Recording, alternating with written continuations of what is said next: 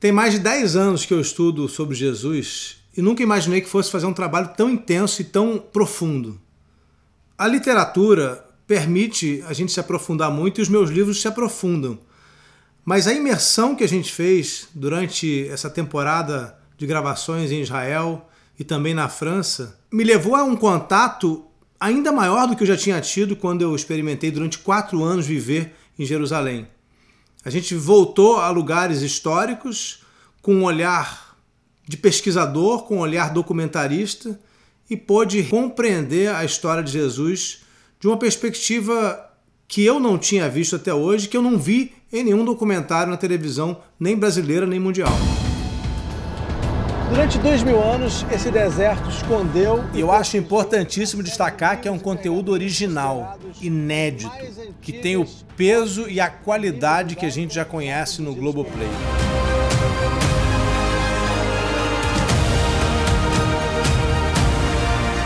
Se eu te falar que toda vez que eu entro no Santo Sepulcro eu me emociono, é um lugar tão fundamental para a história da humanidade, é um marco tão definitivo, o momento que Jesus foi crucificado e colocado num túmulo, e a gente sabe que aquele túmulo vazio simboliza a ressurreição de Jesus, que é a base, que é o fundamento para a fé cristã.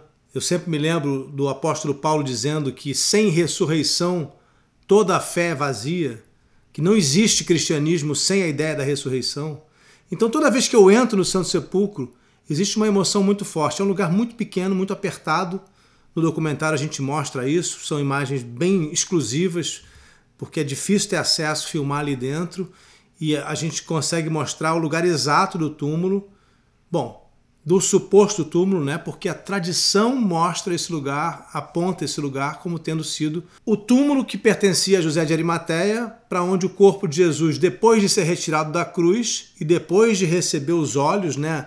A unção que era dada a todo judeu morto, pelo menos a um enterro digno, precisava ter uma unção. Foi por isso que os amigos de Jesus, os discípulos, pediram para tirar o corpo dele da cruz e teriam, segundo os evangelhos, recebido a permissão de Pilatos.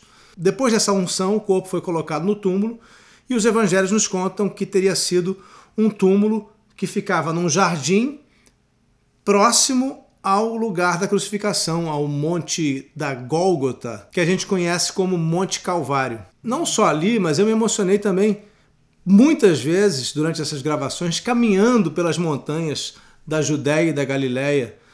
Aquele contato com a terra e o lugar muito provável por onde Jesus passou. Pouca coisa mudou ali, né? Então esse contato é sempre emocionante. E é interessante que quando liga a câmera e começa a gravação, depois de um tempo eu me esqueço que está gravando. Depois de um tempo é como se ninguém tivesse em volta de mim e eu vivo aquele momento sozinho. Sou capaz até de meditação, no sentido de reflexões, pensar no que significa estar naqueles lugares, nas cavernas por onde a gente caminhou para gravar o documentário.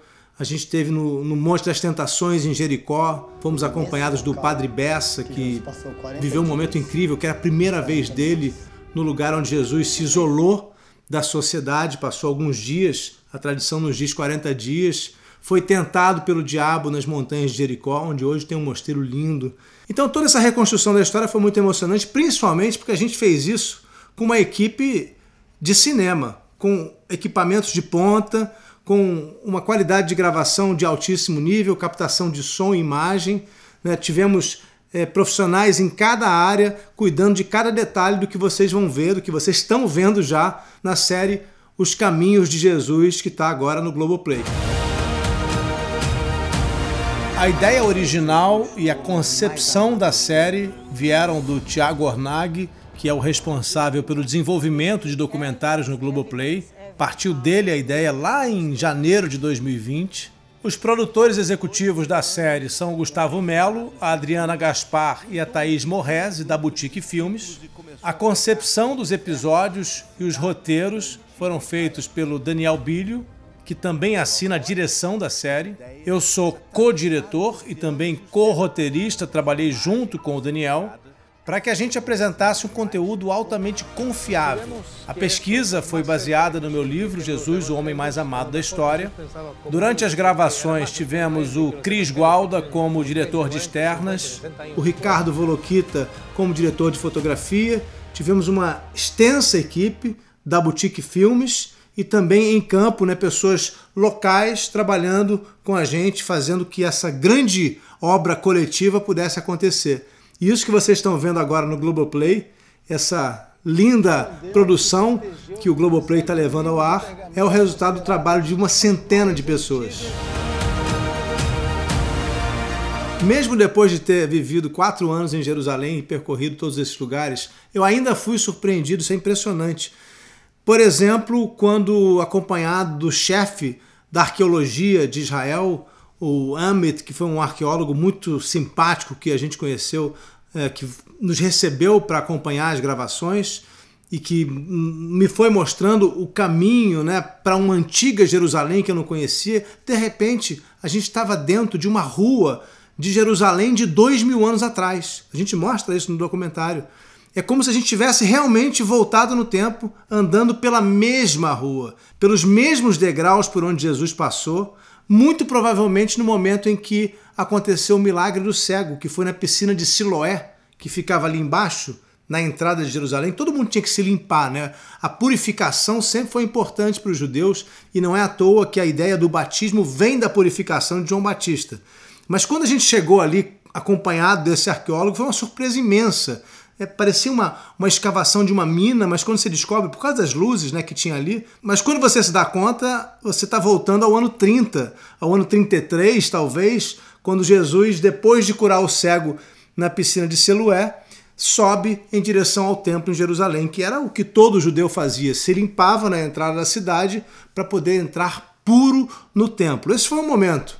Teve um outro momento muito surpreendente, que foi durante as gravações, que a gente resolveu mudar um pouco a rota, a trajetória das gravações, quando a gente percebeu que era possível conhecer os moradores da vila de Kfar Chabad, que são judeus messiânicos. Eu já tinha ouvido falar deles, mas confesso que nunca tinha dado atenção. A gente vê os Chabad nos aeroportos, nas ruas, alertando sobre a vinda do Messias, mas a gente teve um estalo durante as gravações e resolveu visitar os Chabad e descobrimos que tinha um rabino brasileiro, Daniel, que nos levou. E aí você entra num mundo que também é surpreendente, porque a gente descobre que existem hoje judeus que acreditam que o Messias veio, mas o Messias não era Jesus.